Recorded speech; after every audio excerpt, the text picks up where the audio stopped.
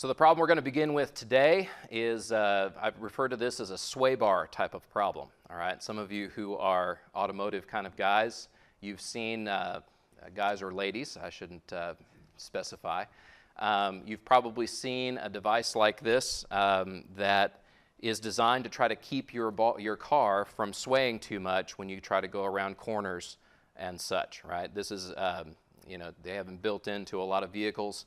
And basically what it does is it makes your wheels, you know, essentially move more in unison and not, you know, side to side quite so much. And so bar DABC that I'm showing right here essentially is doing the same type of work as that type of an element in a car's suspension, okay?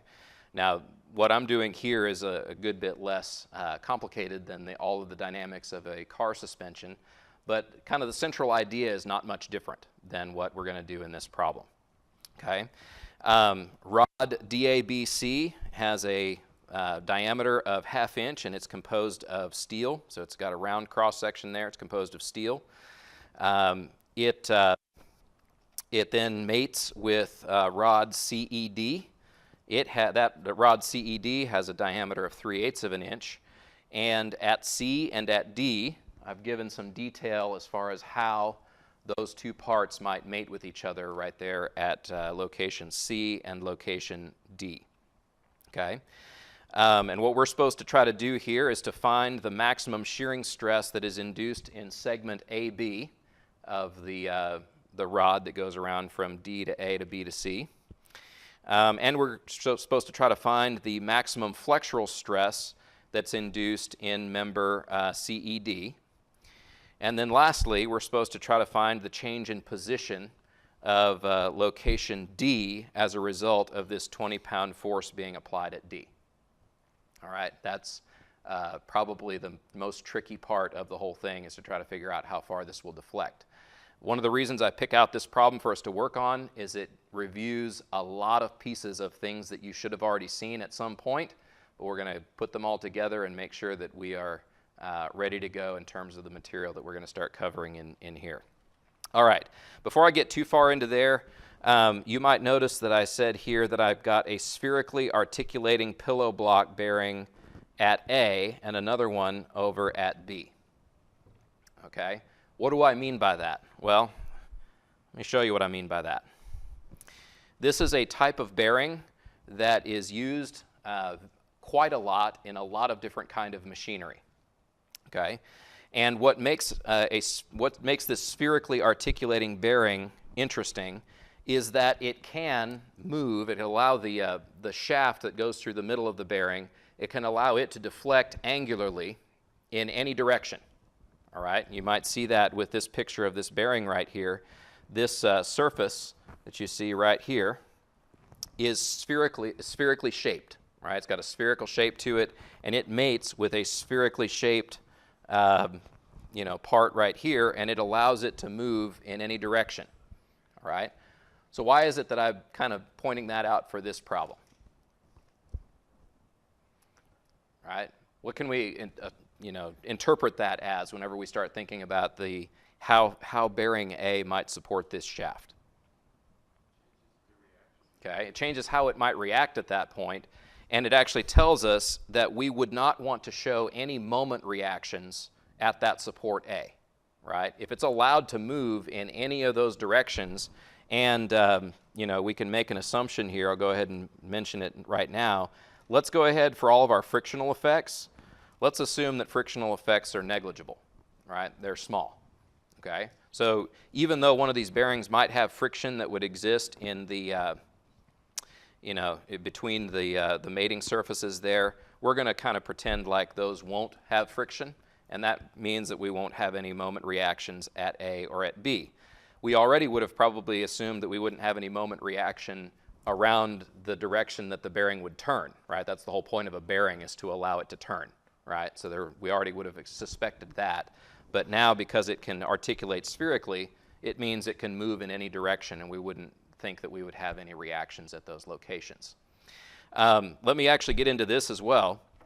Whenever you have a bearing set up like this, and with this picture that I have over here, right, this picture over here, it also shows that there's these set screws that are often used in order to attach the shaft in place and keep it from moving axially, right?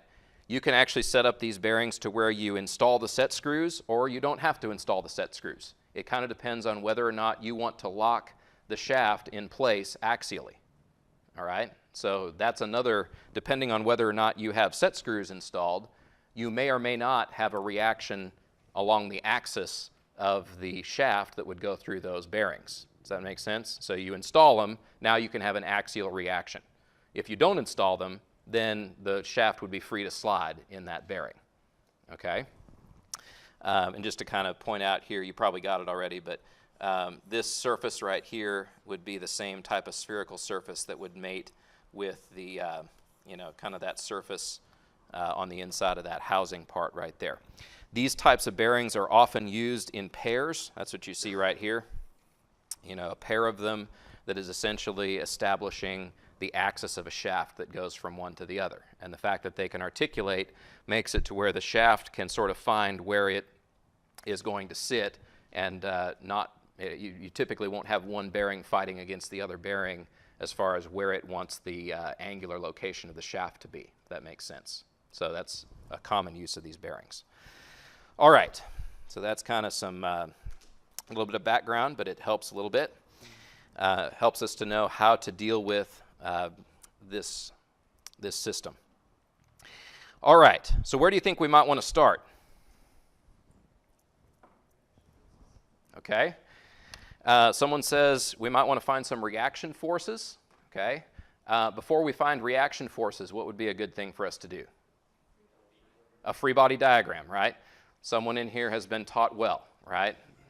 I ask a rhetorical question, and you may not be paying really close attention or anything, and if that's the case, then, let's say I call on you all of a sudden. What should you say? Draw a free body diagram, right? You wake up out of your stupor and say, draw a free body diagram, because that's always the right answer. All right, so what do you want to draw a free body diagram of?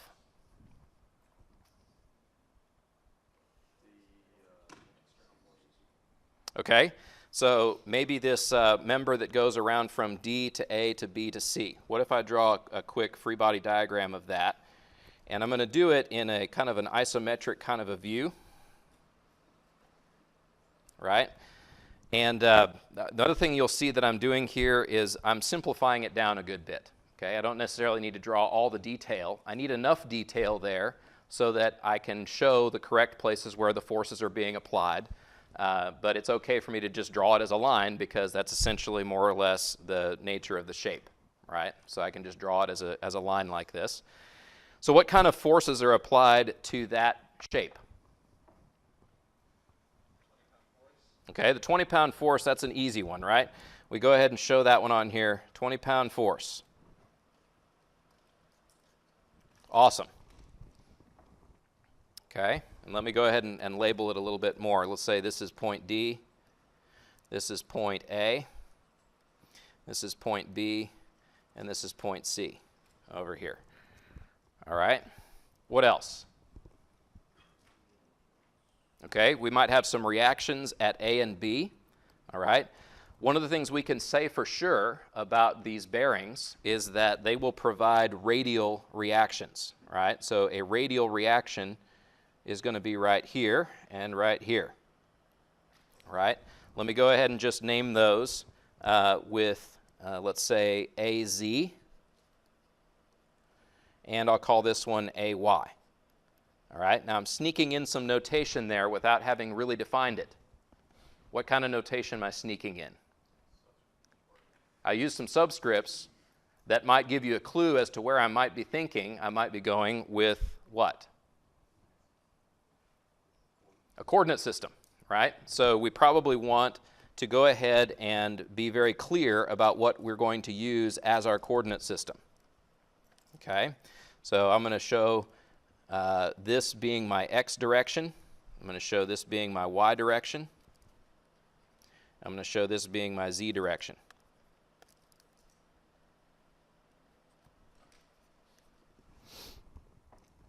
All right. Now, what have I assumed in terms of set screws? If I leave it alone like this, what have I assumed in terms of set screws? That I'm not using them, okay? Let me leave that alone right there. Let's see if we need them, okay? I'm going to say let's try not installing them and see what happens, all right? So that's what we have there. What else have I assumed there, actually, before I move on? What else have I assumed there based on where I actually showed those forces being applied? If you think about up here, there might be a little tiny bit of offset, right, between where the bearing is and where the rod goes through, okay? There's a lot of times where stuff like this happens in engineering, and you have to make a judgment call. And you have to say, is it important for me to figure up the difference that would happen by me assuming that that bearing might be right at the corner rather than it being inboard just a little bit? All right? And that's kind of where this kind of comes in. It says, what are we going to assume in terms of maybe the negligible amount of little moment that that might create? Do we need to consider it or not? All right? And I'm going to go ahead and say I want this to be relatively simple. I probably don't care about some small little effect that might happen with that. It probably will not make a huge difference for what I'm trying to solve here. A lot of times, though, it takes your experience and you know, kind of think about what you've seen in the past in order to know whether or not something's negligible, right? So what I typically do on the problems that I give y'all is I try to give you a little bit of help to know what I'm expecting you to do, right? And I'll get you in that habit of, you know, how do you do certain things, and then whenever you get in your career as an engineer, you'll be the one who has to start making those calls and say, is it important for me to consider this little difference between my real situation and an idealized model, for instance, all right? So for right now, let's just go ahead and say we're going to neglect that little bit of offset between where the bearing is and where the reactions are applied. All right, what else? I'm not quite done with this diagram yet, right? What other forces act on rod DABC? Okay, someone says B, right? We have a very similar thing happening at B as we did at A. Right, so here I've got, maybe I'll call that BZ. And right here, I'll call this BY. Okay. And if I don't add anything more, what have I assumed about set screws there? I'm assuming, you know, it's free to slide down the axis at that location. All right. Good so far? What else? What other forces do I have applied to DABC? Got a question right back there.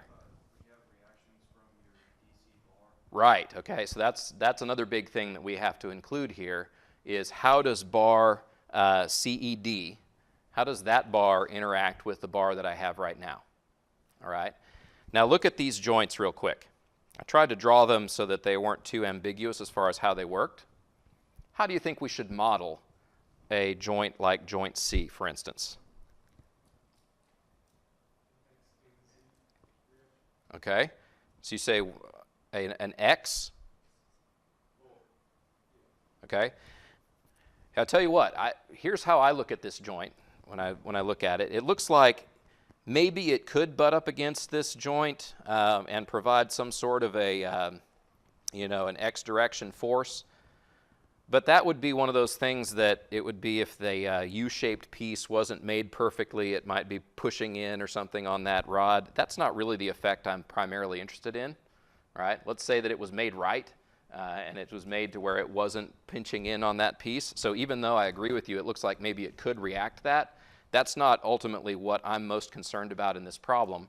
And so I'm going to neglect that direction of force. What do you think the most important direction of force is for a joint like this? Z, right? That's the direction we really care about. So let's go ahead and put that one on there. Okay. And it looks like the way that joint is constructed, it looks like you're expecting for there to be an upward force acting on DABC, right? So I'm going to go ahead and call that just F sub C. Okay. Now, what do you think about moments at joint C? Should we have any? Okay. It's another one of those cases where, in theory, maybe you could. Like if those surfaces weren't, planed just right, you could have, offset in terms of how the contact was actually made between those patches of contact. But do we care, right? Again, the question is, do you think that effect is going to be large relative to the other effects that we're trying to deal with in the problem? Probably not large, right? So we're probably okay by saying we're going to simplify this down as just being one contact between those faces, okay? And just model that as just being one force F sub C. All right, what else? Same thing on D, right? I would actually say that's exactly right, right? We want to do the same thing on D, and I'll call that F sub D. Okay? Am I done with my free body diagram yet? What's that? Okay, we weren't told to neglect the weight. All right, so that's an interesting thing. You weren't specifically told to neglect the weight, and you are given the kind of material that it is. So in theory, you could calculate how heavy everything was in this bar, and it might not be insignificant relative to the applied forces, right? So this would be a thing where you would have to make a decision. If this was a real live thing, you'd have to make a decision. Do I need to consider self-weight, or could I neglect the self-weight? What do you guys want to do? Okay, someone says, all right, let's neglect the self-weight. What would you do if you couldn't neglect the self-weight? Okay, find some centers of gravity and apply the forces at those centers of gravity, right? That would work for some things. One of the things it might not work for would be this flexural stress. Why is that? If we had to really consider self-weight is distributed, right? So instead of just lumping it at one concentrated point, if you really wanted to deal with it properly, you would actually have to show it, like for instance on this rod CED, you'd have to show it distributed along the length, and that would end up being slightly different than if you showed it all in one spot. It'd give you a different answer for something like the flexural stress. So this is actually another good point. Whenever you're neglecting something, it's always a good idea to run through your head, what effect might that have on the various pieces of my solution, right? Anyway, I'm okay with neglecting it. As a matter of fact, that's how I was planning on doing it, but it's a good question. You always have to make sure you know what you should do with respect to self-weight. Typically, with respect to your homework problems, if you're supposed to figure out self-weight for the homework problems I give you, I usually tell you that. And if it doesn't say anything, I'm usually okay with you neglecting the self-weight, right? That's not helpful in the real world, but that's helpful when it comes down to you correctly doing your homework problems. All right. What else do I need on my diagram, though? Dimensions, right? You should be able to write equilibrium equations directly off of your diagram without having to refer to anything else. So that's a really important thing to have on them typically, is some indication as to the dimensions of them. So if you look at the dimensions that are given on the original figure, it looks like this would end up being 12 inches back here.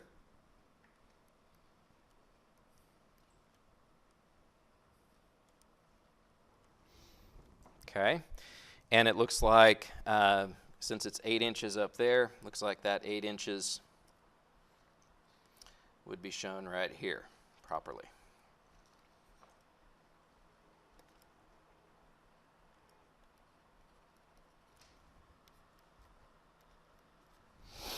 Okay, and then maybe sometimes it's helpful to kind of show, some sort of a little line that indicates that that's the same as the other end.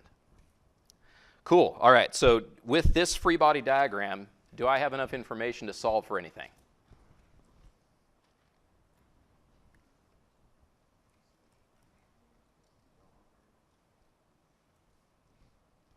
How many unknowns do I have? Okay, I have 6 unknowns. How many equations can I write for this body?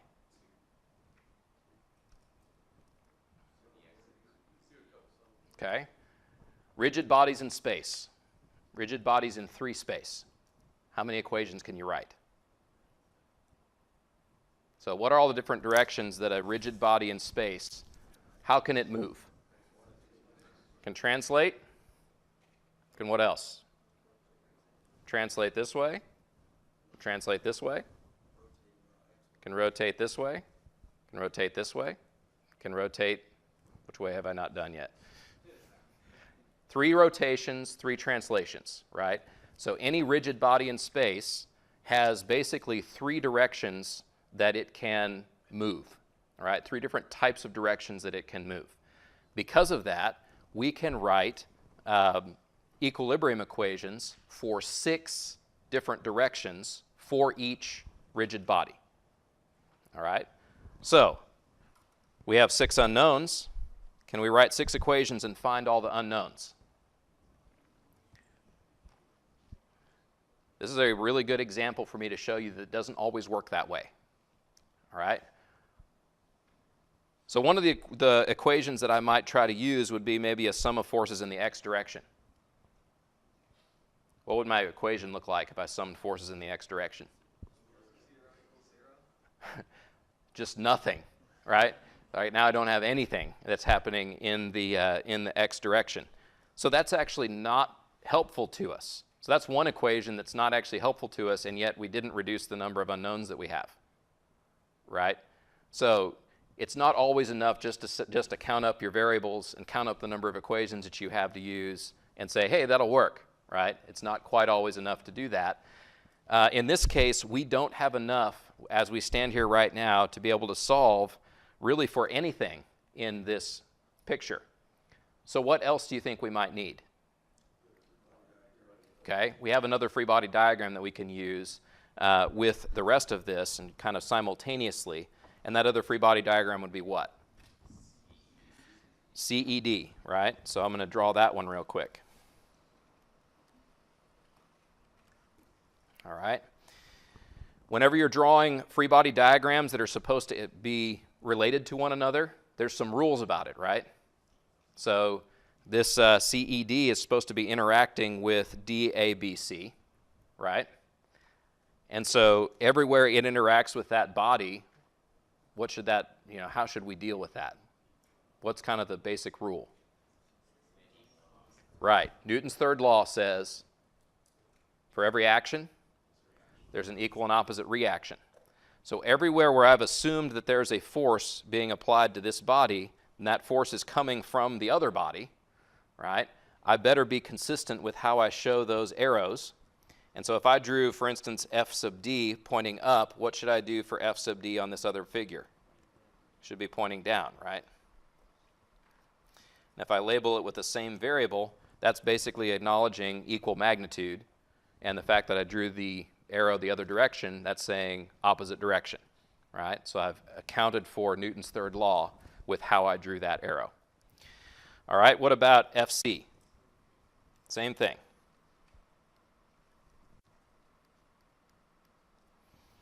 Okay. Then what? Okay, the reaction at E. What kind of reaction do you think might happen at E? Okay.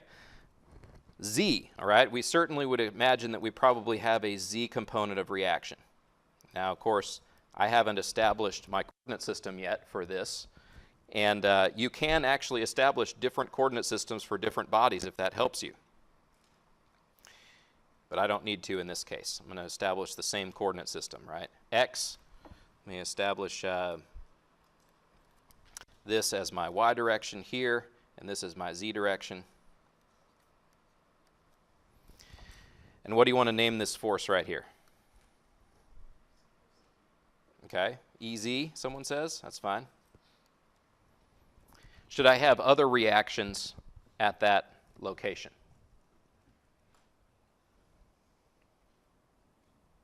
Okay, this is a good question, right? Will you have friction? Will you need friction? Okay. Yeah, I could show a couple other things. Like if I thought it was going to apply some friction force right there, we could do that, along the X or along the Y. but it looks like there's nothing that's going to induce reactions in those locations or in those directions. And so I would actually say it looks good enough for me to leave this free body diagram with that. Okay? The only other thing I want on my free body diagram is what? Dimensions. All right? So let me put those on here as well. This is 5 inches.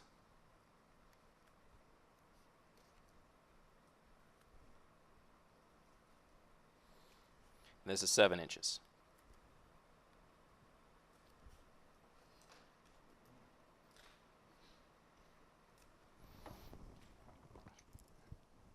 All right? And so what we are left with now are 2 neatly drawn free body diagrams that will allow us to do equilibrium equations and find the unknown forces that are included in a system like this. When we write equilibrium equations, what do we do first?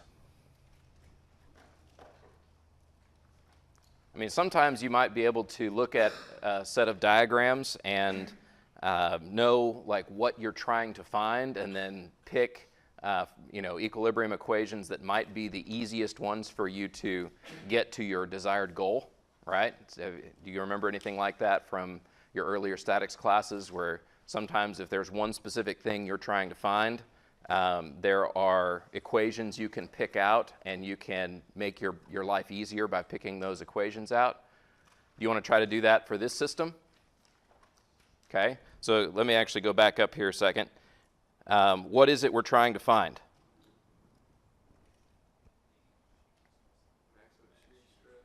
Okay. Okay.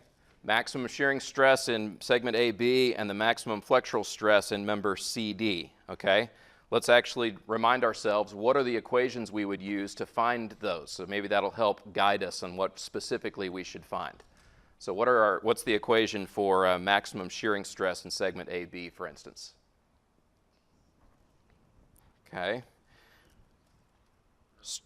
Shearing stress, tau, should be equal to what? TC over J, I think I heard someone say. Okay. T being the torque applied in the segment or in the member that we're trying to look at, and C being what? Okay, the radius away from the center of the shaft that's carrying that torque, and then J is what? Polar moment of inertia, okay? So what I think we would need to feed into this equation from our free body diagrams would be what? What should we imagine we need to feed into this equation that would come out of this free body diagram? Which of the variables? T, all right? Someone said T, right? What we need to get out of this diagram to feed into this equation is that idea of torque. Where do we get torque? Okay, we're specifically looking at segment AB. How do I know the torque that's carried in AB? Okay, force times distance. What force and what distance? Okay, so where these forces are applied at C or at D, these 2 locations, those are going to have a lever arm, this 8 inches, relative to the axis of that 12-inch segment of shaft, right? And that force, one of those forces times that length, is what gives us torque. And so what it looks like to me is that this equation really wants us to find FC or FD, or maybe both, right, in order to be able to find T. All right? What about our other one over here, flexural stress in member CD? What's the equation for that?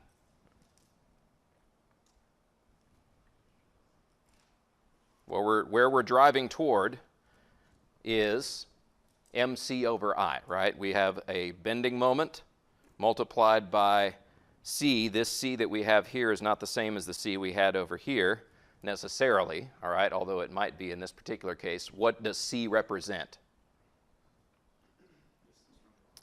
Right, a distance from the neutral axis to the outer fibers of the flexural member, right? How far it is from the neutral axis to the material that's furthest away from the neutral axis. Okay, that's what the C is there, and then we divide it by what? I, where I is, okay, that is called just the second moment of area, or sometimes it's called the moment of inertia, right? And that is an area property of the piece that is flexing. So it's a function entirely of what shape the area is of the cross-section of the part that's experiencing that stress. All right? So as far as that equation is concerned, what is it I need to get out of my free body diagrams to feed into that equation? Okay, a bending moment, right? The bending moment is what I need to know. And how do I get that bending moment? Okay, for one thing, the bending moment is not going to be the same regardless of where I look along the length of that member, right?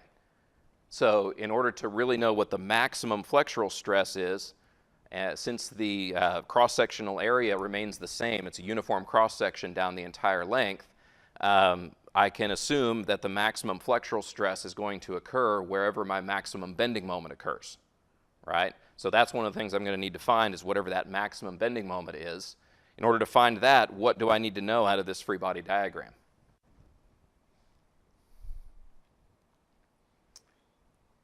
Well, probably, you know, all the forces there, right? I need to know FD, FC, and EZ, okay? So the reason I do this is I'm trying to give you a little bit of a clue as far as when you're writing equilibrium equations, you can sometimes get away with not having to do as many of them as you otherwise would have had to if you hadn't sort of kept in mind what it was you were trying to find, okay? So we'll just keep that in mind, that sounds like what we really need to find is FC, FD, and EZ, all right? So we keep that in mind as we write our equilibrium equations, okay? What equilibrium equations can we bring to bear here?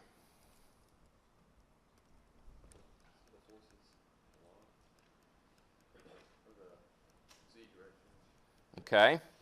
I think I heard someone say a sum of forces in the Z or in the Y, right? That we have basically three sums of forces we can do for each diagram, and we have three sums of moments that we can do for each diagram. So we have a total of 6 equations that we could write, right? Between these two free body diagrams, we have, I guess, 6 actually for each one, so we have a total of 12 between the two of them, okay? All right, we may not want to write all 12. Where should we start? Okay, Z direction. I'm okay with that, and you might want to start with a sum maybe of forces in the Z.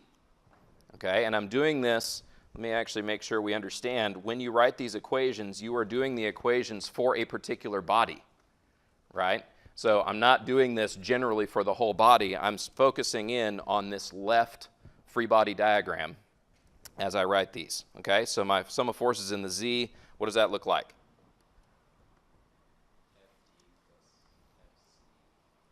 Okay, FD plus FC plus AZ plus BZ minus 20 pounds, then what? Okay, I think that takes care of all of my Z direction forces. Okay, that's a lot of unknowns there, right? Okay, so we have the equation written. Maybe it's helpful, maybe it's not. Where do we want to go next? Well, let me actually give you a little bit of a hint.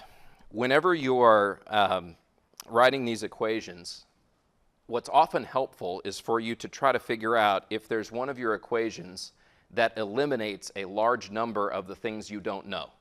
Like if you choose a particular equation, many of the forces you don't know may not appear in that equation. Okay? What do you think I might be maybe hinting around at with respect to this free body diagram? Okay, summing moments around the x-axis. Look at this. The x-axis, it passes through points A and B, right? That eliminates AZ, AY, BZ, and BY from the equation that I write by summing moments around the axis that goes through A and B. You think that might be a helpful equation for us? I think so. So I'm going to actually skip ahead and say, let's sum moments here around the z, or around the x-axis.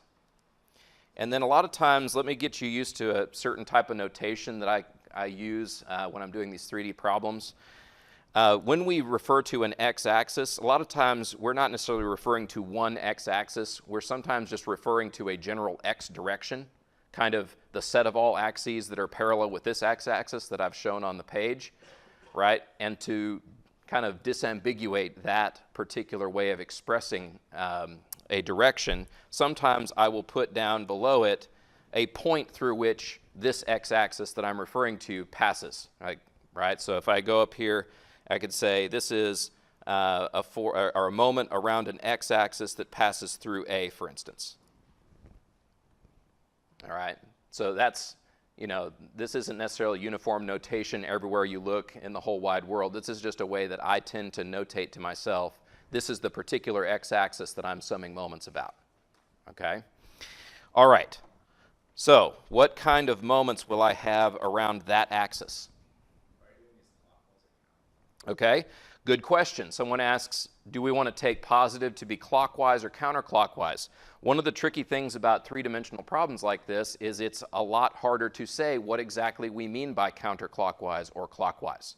In 2D, that's easy, right? It's on our page. We can see what direction's clockwise, what direction's counterclockwise.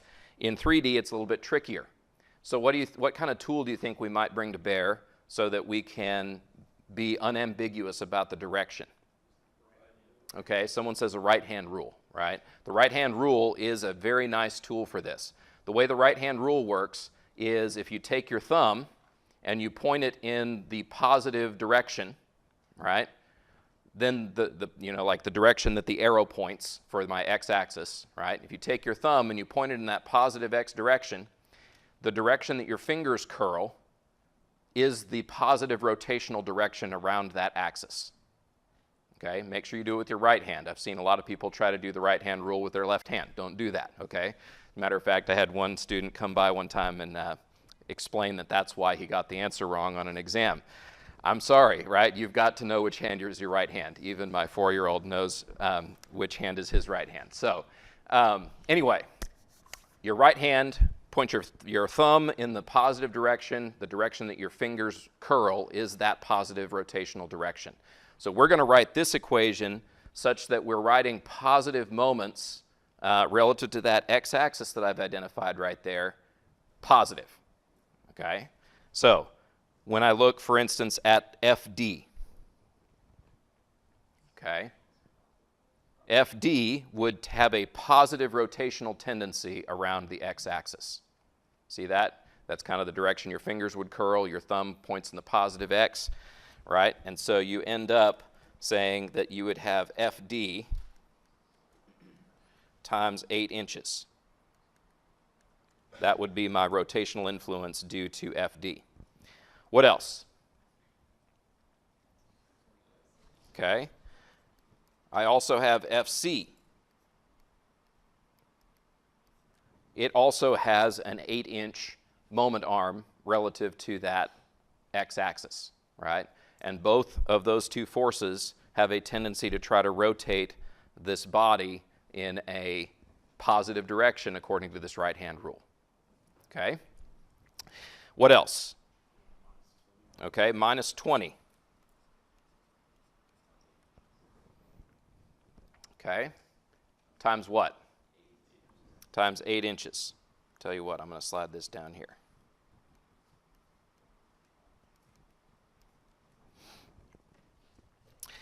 All right.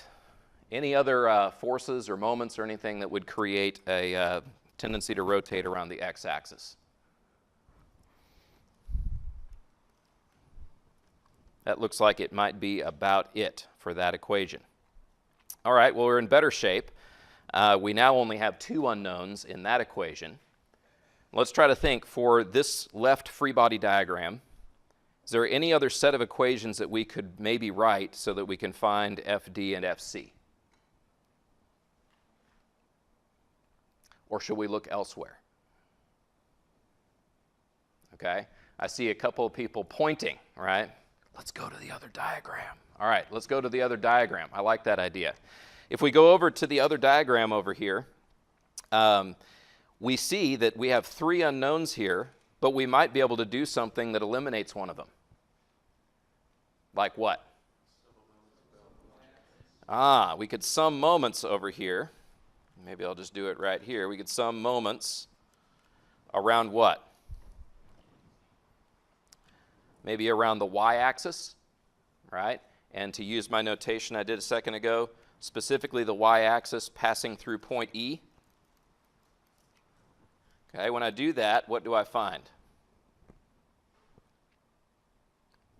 Does let's see, does EZ, let's start there, does EZ create a moment around this axis?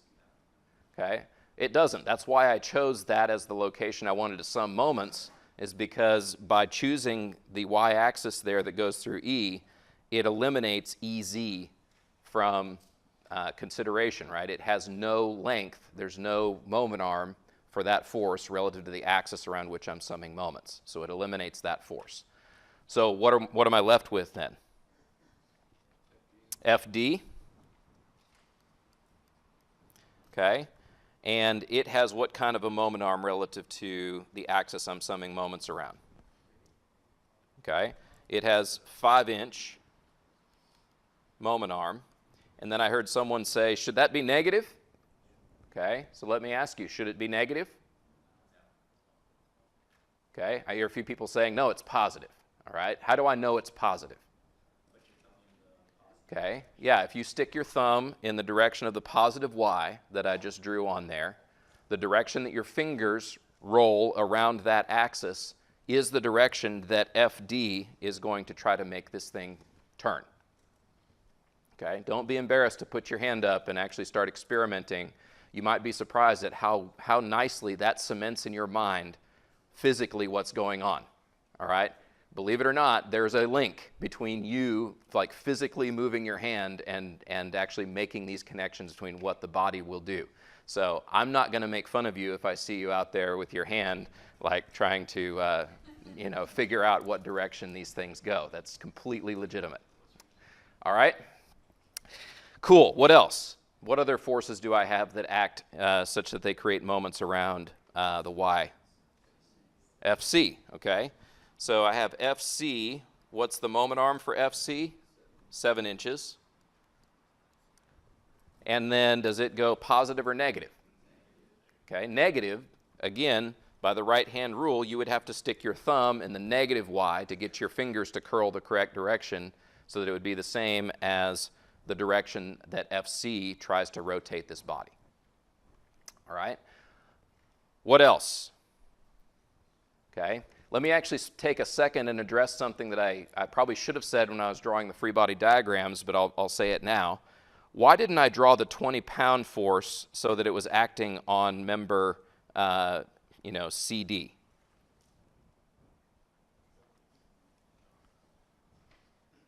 Okay.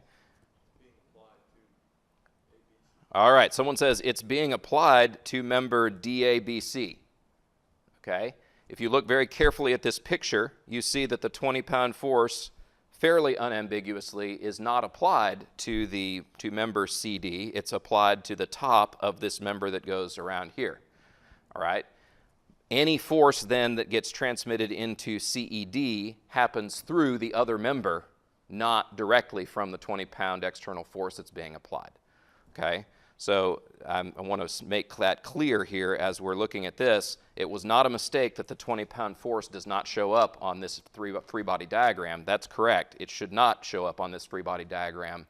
We assume that any force that's transmitted is going to happen through FD and FC, not directly from the 20-pound force, because the 20-pound force is applied to that first member, not to this one. Okay?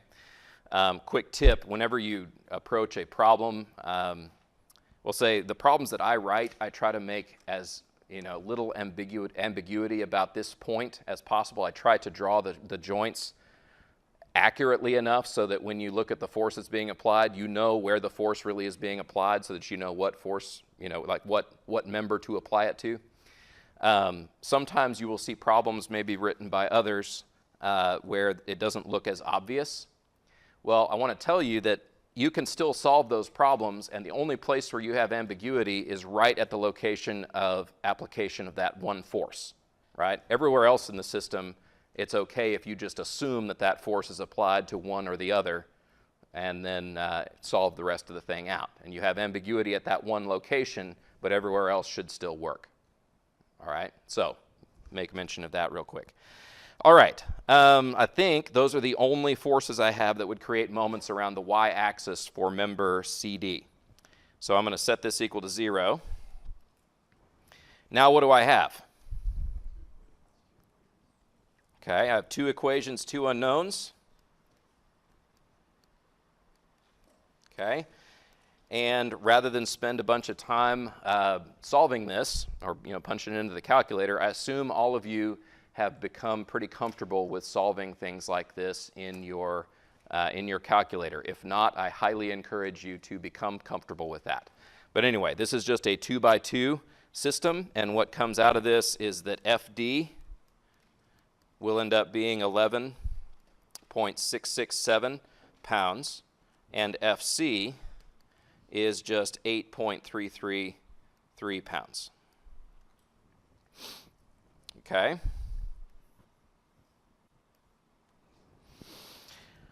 Great.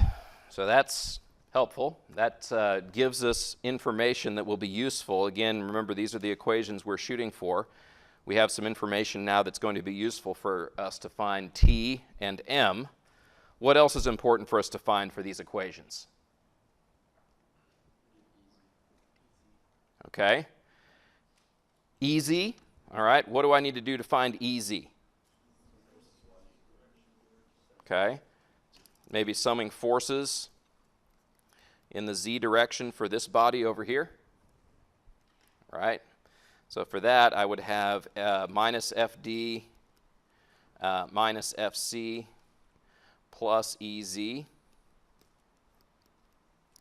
would be equal to 0.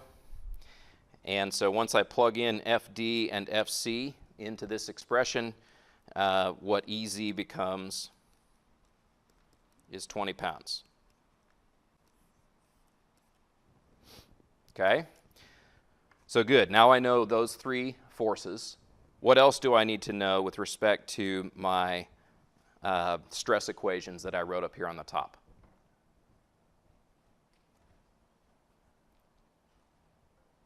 What if I take a moment here and find my polar second moment of area J and my second moment of area I?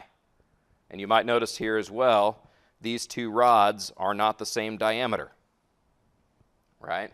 So I might need to do multiples of these in order to figure them out. So take a second here and I will find J and I. Okay, we'll do J first. So J, I actually only need J for which body? Okay, DABC. That's the only body I need J for because it's the only body that I'm going to be figuring up torsional type of information, right? It's the only place I'm going to need J. So how do I find J? All right. You may remember what J was from back when you did this in Statics 1, but you may not. And so if you don't, I'll go ahead and tell you it ends up being pi times the diameter. Okay, so this is going to be specifically for DABC, and this is the diameter of that rod DABC, right? So pi times that diameter to the fourth over what? 32. Good job. Had a few people remember. Okay, so for our body, what is this? Okay, we have a 1/2 inch diameter. And so I plug that in down here. Pi times 1/2 inch to the fourth over 32. And this ends up giving me 6.136 times 10 to the minus third inches to the fourth.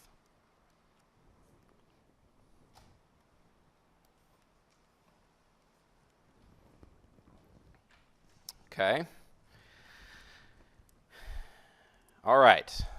Now, you may not see yet why we're going to need it, but let me just go ahead and tell you one of the other things we're going to need for member DABC is the moment of area, second moment of area, not the polar one, just the regular second moment of area. We're going to need that in order to figure out this last piece where we're finding the change in position of point D, because that's a number that goes into how stiff is this member that goes around like this. So let's go ahead and take a second and identify that as well. So I for member DABC is going to be equal to pi times that diameter of DABC to the fourth over what?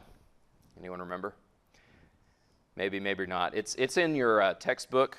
I don't remember the reference to where the equation is, but it's in your textbook. It's pi times the diameter to the fourth over 64.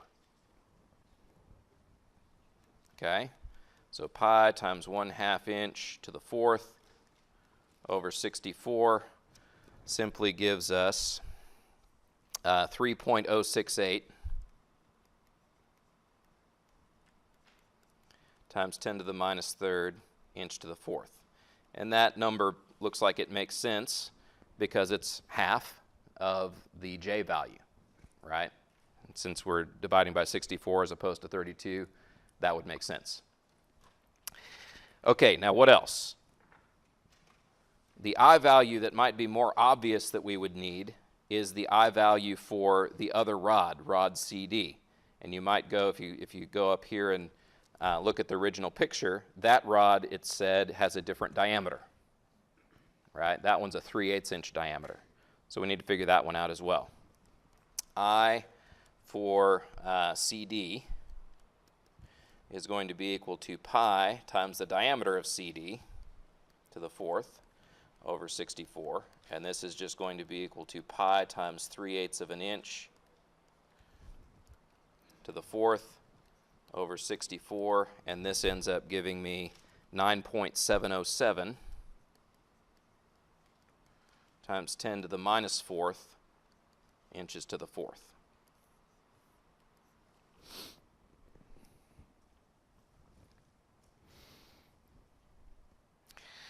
All right. We've made some good progress. What do you want to do next?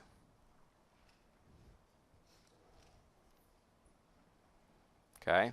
First thing in the list here is find the maximum shearing stress in segment AB. Okay. So let's do that using our idea of torsion, right? Torsional analysis.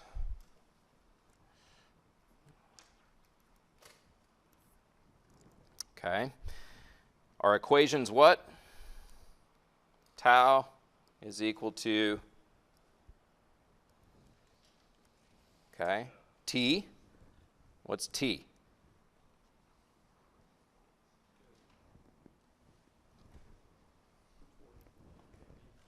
Torque carried in AB.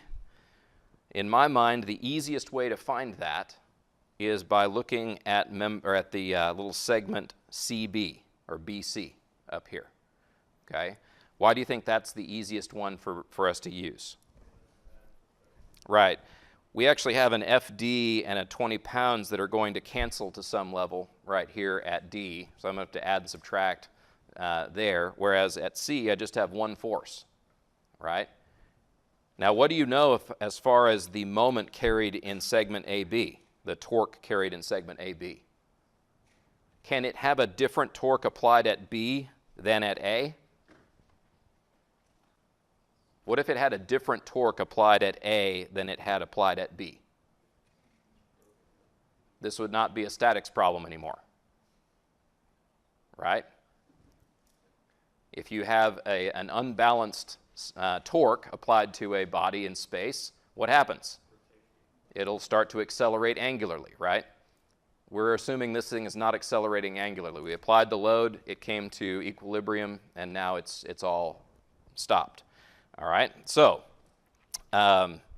what that means is that it doesn't matter whether we look at a torque applied at B or a torque applied at A. It's going to be the same torque whether we apply it at one or at the other, right? So I can look simply at the torque applied at B, and that is the torque that is going to be experienced in that segment.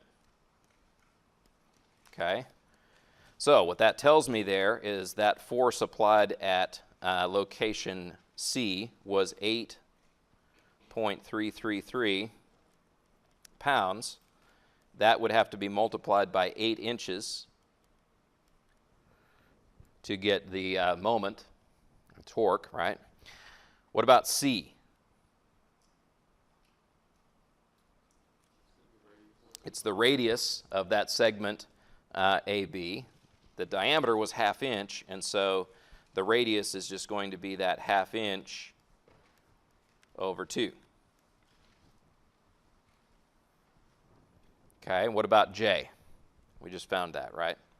6.136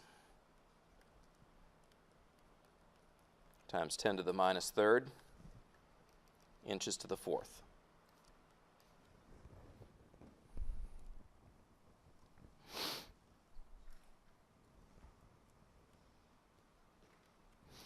All right, so when I plug those in, it ends up giving me 2,716.24. What kind of units do you think come out of this? Okay, pounds per square inch, PSI.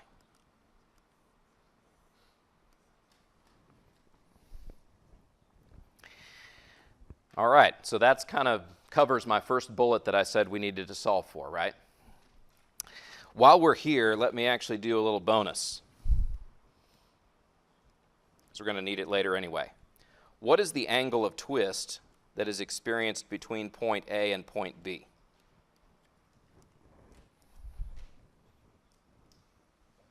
Right? TL over GJ, someone says. That's our formula we should use. All right, TL over GJ. What's T? 8.333 pounds times 8 inches still, right? What about L? Okay. 12 inches. That's how long it is from A to B, right? So 12 inches. Now G, all right, this actually brings up a good point. You might be used to using the textbook that we've used in other statics classes, and those other textbooks may have different values for different kinds of steel as far as the elastic properties. This textbook does that a little bit differently. This textbook basically says, hey, as long as you're in a particular material family, like in our case we've got carbon steel, as long as you're in that material family, then we're going to assume that the elastic properties in that family are pretty much constant, right? And that's actually not really wrong. That's actually pretty true, that as long as you're talking about a carbon steel, the elastic properties of that material don't usually vary a whole lot. Okay, so this book has that G value. That G value is the modulus of rigidity, and that value is 11.5. The book has it reported as MPSI, and in case you want to know where this is coming from, there's a table in the back. It's table A5.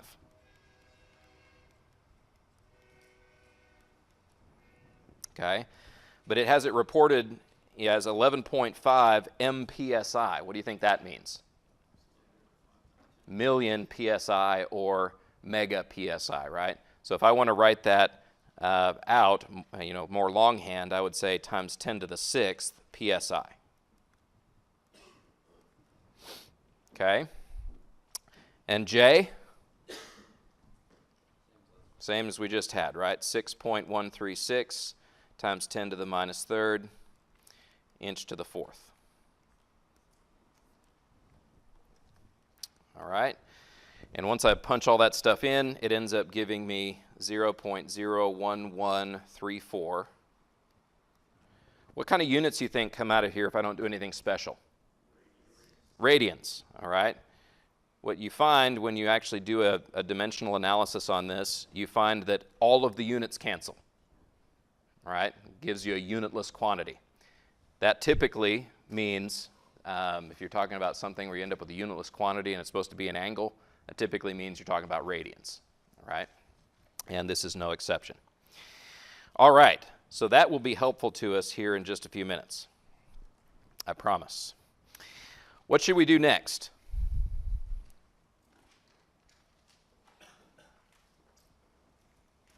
Maybe we need to find out where the maximum occurs at the CD. Okay. Yeah, the next thing in terms of our instructions is we need to find the maximum flexural stress in member CD, right? And to do that, we need to find this bending moment M, all right? So let's do the steps that it takes to get us there. I'll give myself some room right here. Okay, I found I already. C is not hard to find. M, that's the thing that's harder to find. So we have a few different ways we can find a maximum bending moment. What way do you prefer? Okay, what if you're in a situation where you don't necessarily know where the maximum bending moment will occur? Okay, shear and bending moment diagram is what a lot of people use in that situation, okay? Because it gives you a picture across the whole entire length of what the bending moment does, and that way you can pick off where it's the largest. So let's actually use that technique right here. Toward that end, let me draw member CD. I'm going to draw it right here and include on the figure the forces that are applied to it. So it has a force here of FD. And what's the value of that? 11.667 pounds, right? It has a force here of 20 pounds, and then it has a force over here of 8.333 pounds, okay? And we know that this was 5 inches, and this is 7 inches.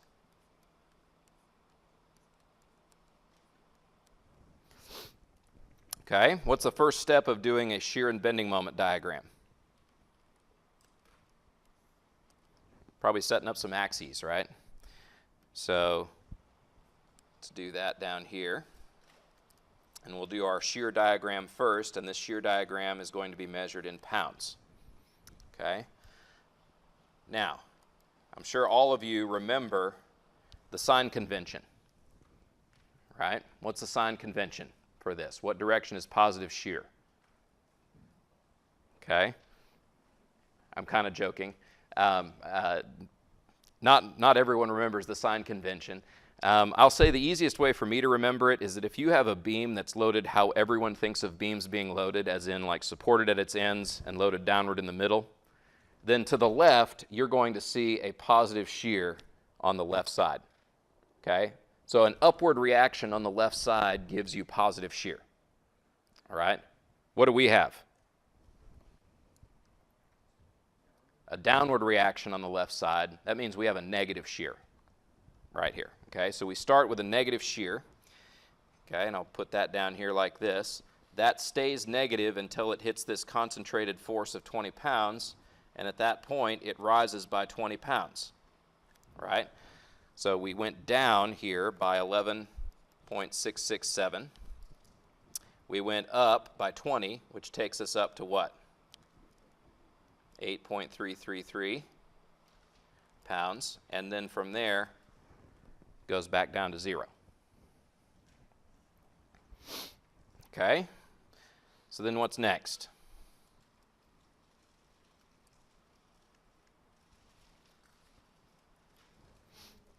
Okay, yeah, to find our bending moment, right, which I'm going to put this in units of pound inches, right, in order to figure out how much we change from 0, okay, so let me put my axis right here. You need to figure out what the area is under this curve right here. And you might notice this is a negative area because it's below the axis. Okay? That's one of the reasons I drew my 0 axis up here high, because I know that my bending moment is going to actually go down like this. I know that it maintains a constant slope as it goes down because this has a constant value as it goes across. All right, the V has a constant value as it goes across, so M has a constant slope as it goes down, and it reaches a point right here, at which point the slope goes positive, although a smaller value of slope, and it should go back up to 0 again when it makes it up to there, because there's no more material to be carrying a bending moment, so we better not have any bending moment left over when we get there, right? So, to figure out how far this goes from 0 to this point, I need to know the area under this curve. That area, fortunately, is easy to find because it's 5 inches times 11.667 pounds. Okay, and that gives me my M max.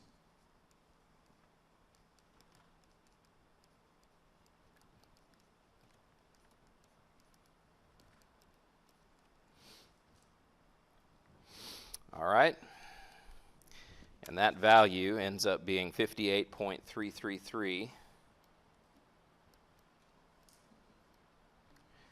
inch pounds.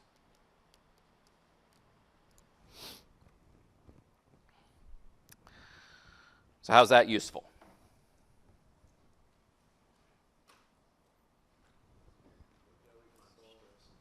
Okay, now I can find stress.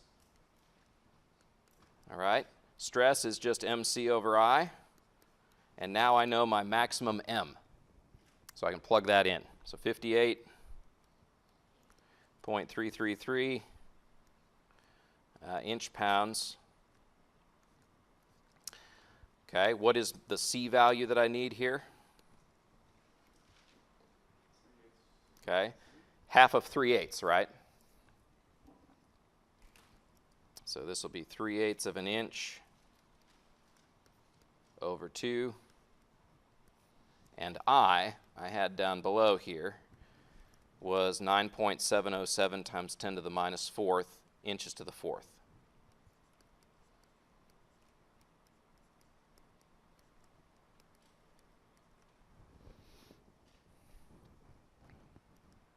Okay, and so this should give me the amount of stress that I have, my worst case scenario for rod CD. Okay, it ends up being 11,267.38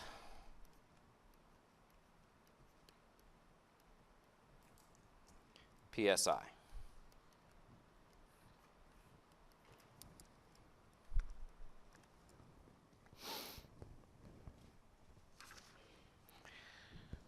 Awesome, we've done the first 2 bullets. We're making good progress. What do you think is next?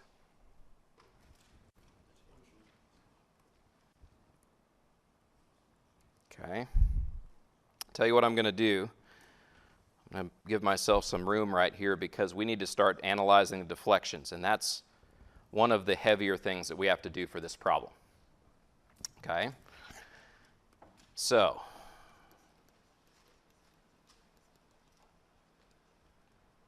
the problem with deflections is that they kind of happen everywhere and in a lot of different ways. All right, so let me start by drawing a picture of DABC prior to deflection. Okay, so I'm going to draw this out kind of like this.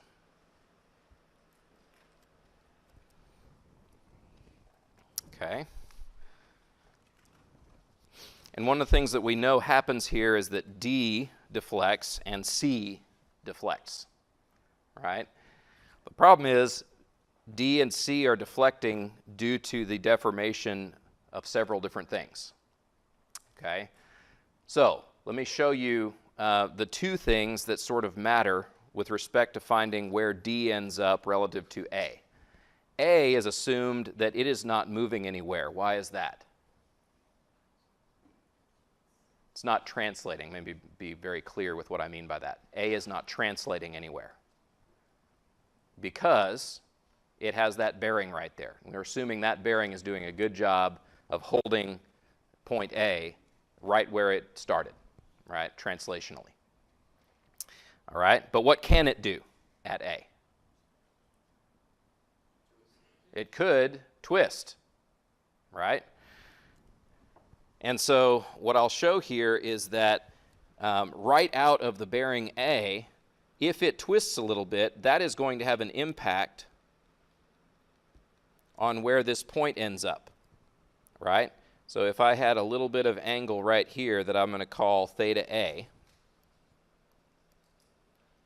meaning an angular deflection that happens right out of that bearing, that's going to have an impact on where point D ends up, right? But that's not the only thing that has an impact on where point D ends up. What else has an impact on it?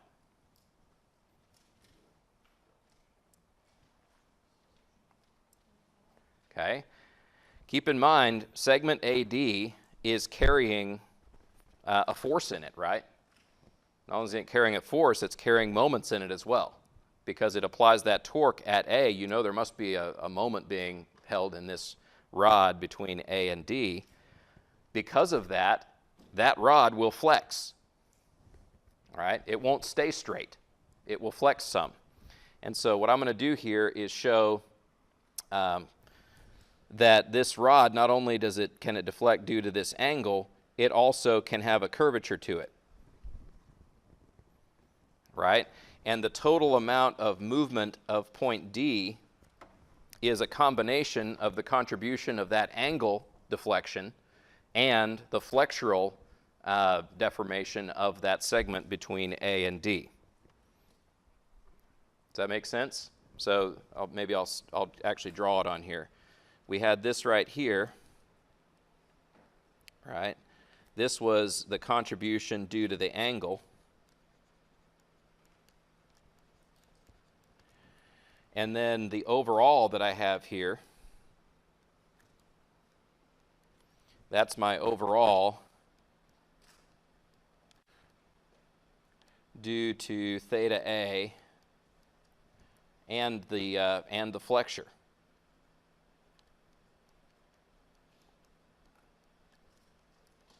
Of AB, or excuse me, AD. Let me put those letters on here. This is point D, this is point A, B, and C. All right. What direction of force acts at C? From down here, the direction acting on point C acts upward, which tells me that I would expect that this segment here might have a little angular deflection up like this, right? Kind of like we had on the other one. So that would be due to an angular movement right at point C. So I'll call that theta, excuse me, not at C, at B. So I'll call that theta B. And then what else? Right, it also can flex. Okay. So this is overall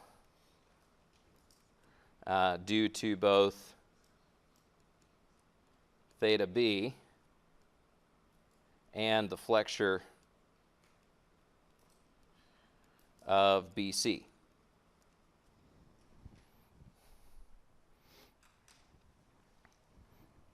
Okay, and one of the things that we do in these, we're using a principle that's called superposition. Okay, superposition assumes that you have small enough deflections that each of the effects that you're trying to analyze, you can basically just add them together. You can evaluate them separately and add up those effects and end up getting the overall effect, right? So if we figure out how far this deflected due to just angle theta A, we can then add that to the effect that happened due just to the rod flexing between A and D. Okay, does that make sense? All right, well, are there some equations we can write with respect to this? Probably, right? let me say that this amount that is deflected right here, let me call that delta D. That's what we're trying to find, right? That's what we were told we needed to find, is this delta D. What's delta D going to be?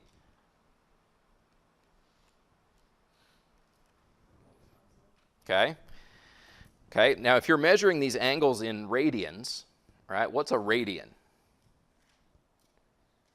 Radian is a ratio of arc length to radius, right?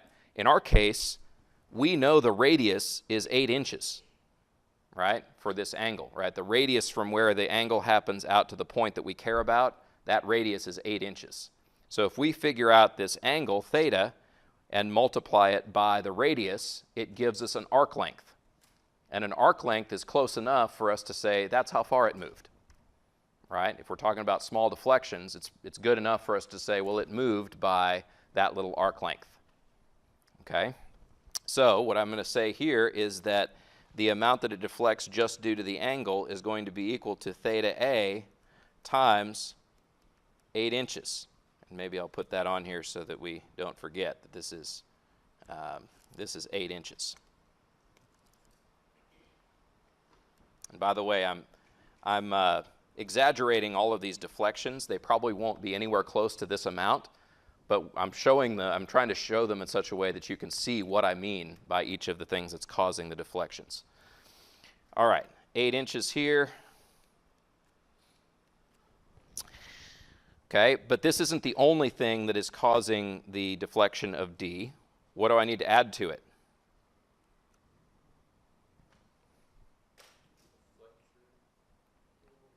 Yeah, there's a flexure that happens in this rod right here.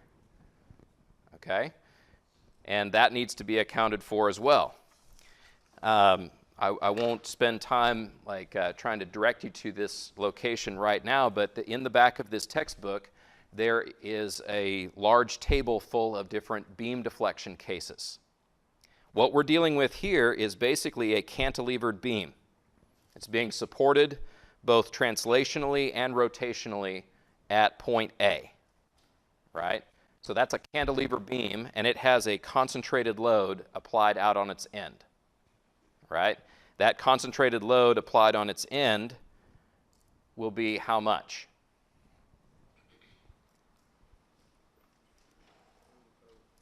Okay. Be careful here because we're talking about location D on body DABC. What's the net effect here at D? Okay, 20 pounds down and 11.667 pounds upward. So what's that net effect? Okay, 8.333 pounds. If you look up this beam deflection case, it's in table A9, and it's actually the first case in table A9 in the back of the textbook. It gives you that the amount of deflection is going to be equal to FL over 3EI.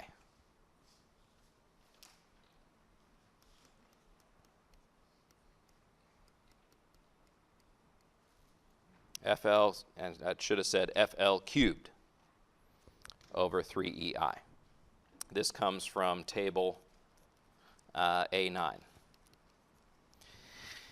Okay, so F there is now 20 pounds minus 11.667 pounds. What's L? 8 inches cubed. Now what's in the denominator? 3 times E. Okay, I mentioned a second ago, all carbon steels we're going to assume have the same elastic properties. So if you flip to table A5 in the back of the book, you'll find elastic properties. You can find it for carbon steel. It ends up being 30 times 10 to the 6th psi. And then lastly, the I value there I found down below. The I value is 3.068 times 10 to the minus third.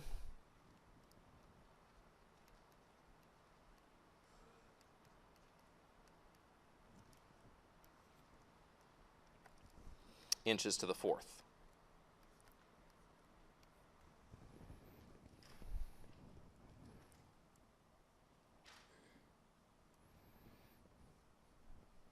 Cool. Question for you now. How do I find the deflection of C? What if I define the deflection of C as being this right here?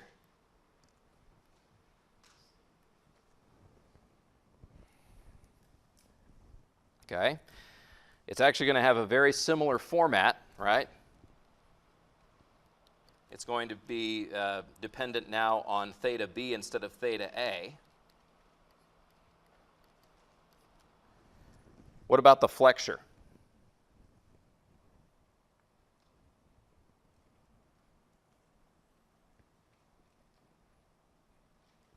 Okay. The flexure should end up being exactly the same as what I just figured out.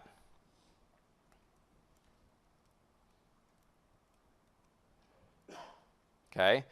Only difference being that instead of arriving at our 8.033 by taking this difference, what we're going to do is we're going to look at just the one force that's applied at C, F sub C, and that F sub C, you might remember, was 8.333 pounds. Okay. Now let me give you a little warning here before we go too much further. I was a little bit haphazard with how I defined my directions of deflection, right? Let me actually mention here, I did define this such that relative to 0, downward was positive for this one, and relative to 0, upward was positive for this one. You can choose them whatever direction you want, you just have to be consistent. All right? Whenever you're doing this, and let's say you're taking a particular deflection of a particular point, and you're finding that deflection from multiple perspectives, you always need to take the same direction as being positive whenever you do these in order to make the equations work well together. We'll see how that works here in just a second when I look at the other member. Because as I look at this, we can't solve for delta D or delta C yet, because I don't know theta A or theta B. Okay? I don't know either one of those. So I can't really do anything yet with these two equations. So what else do you think I might need to do?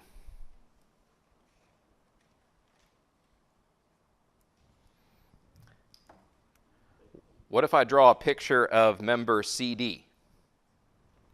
And I'll tell you what, I'll do it kind of the same order of operations here. I'll draw a member before it has deformed at all, so it's just a horizontal member. This time I'm not drawing it in an isometric view or anything. This is just, I'm looking at this body along the y-axis. So this would be the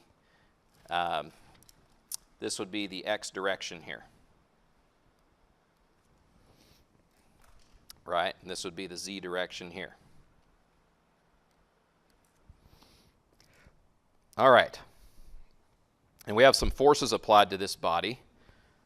And those forces will do what to it? Okay, it'll probably make it frown. How do I know that? So I've got downward forces on the ends with an upward force in the middle. It's going to make the thing flex and frown, right? But in addition to that, what else can it do? Can it rock? All right, it can rock on this pivot point right here. Okay, so let's do something similar to what we did a second ago and say there's an effect that happens here that is just due to an angle.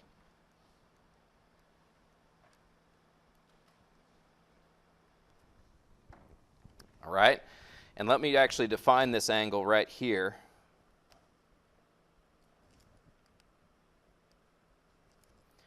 I'm going to call it theta E.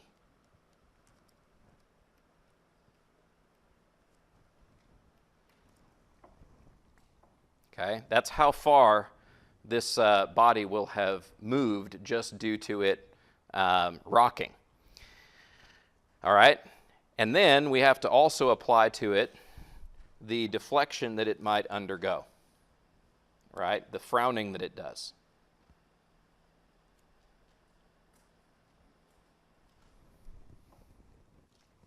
Agree? So now that I've done that, this value, or this dimension right here, is another way of getting at how far point D has moved. Would you agree with that? And what's this right here?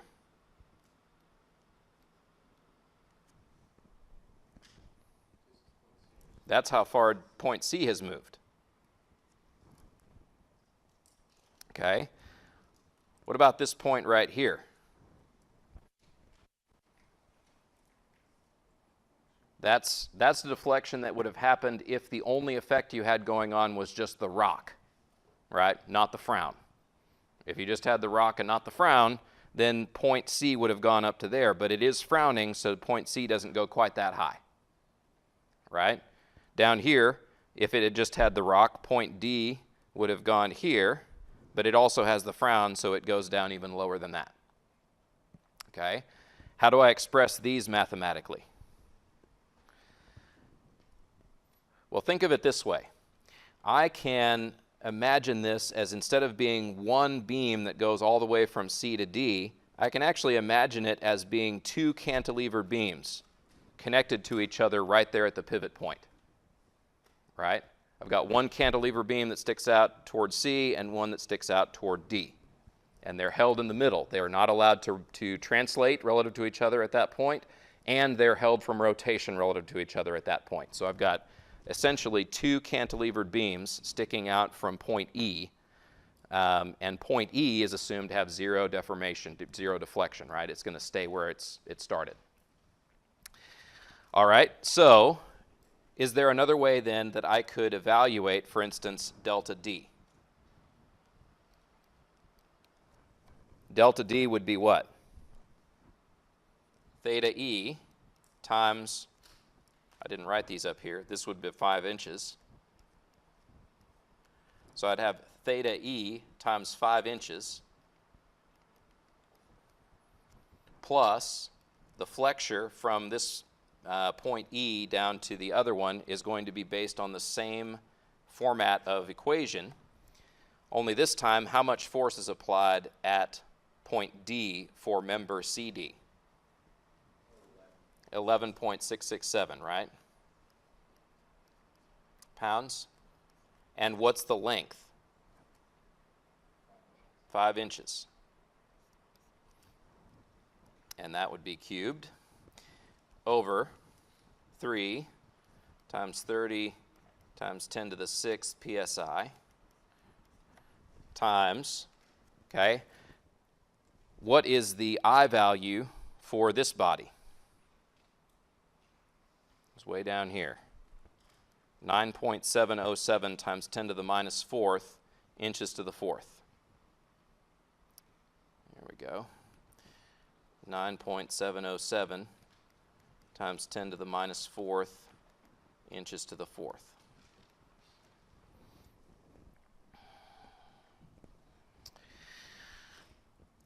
We're good. We're doing good. This is great. All right, what else do we need to do? Delta C will be equal to theta E times 7 inches. Here's where one little trick comes in. Do I add or subtract here? Okay. I subtract because the effect of this flexure actually goes the opposite direction of what I've defined as my positive direction for delta C. Right? So I have to subtract here, and I have to subtract the force, 8.333 pounds, times that length would be 7 inches. All this divided by 3 times 30 times 10 to the 6th psi times 9.707 times 10 to the minus 4th inches to the 4th. All right. Are we home free yet?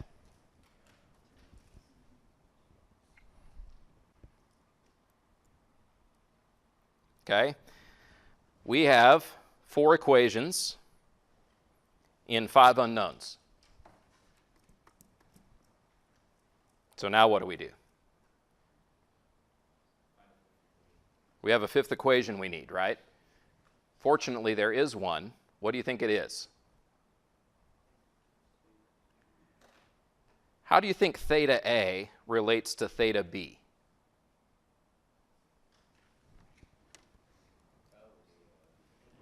That's the angle of twist. Okay? So theta A, because theta A goes a different direction than theta B, you add these together, and that is your angle of twist.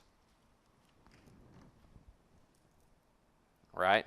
And we already found that to be 0.01134 radians down below.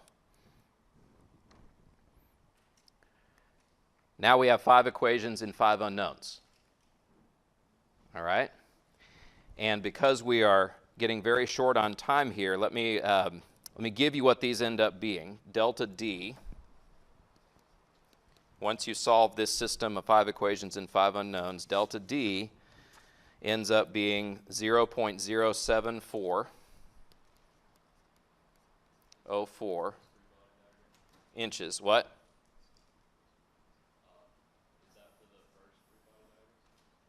For both, right? This delta D, the question was, is that for the first diagram up top?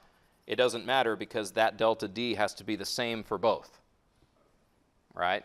Point D has to move the same whether you're talking about from the perspective of one member or from the other member.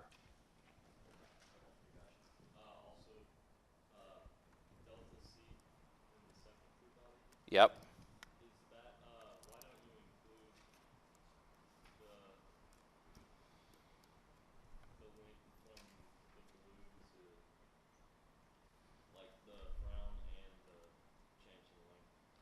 Okay, the question was, why am I not including both the flexure as well as the rocking angle for point C?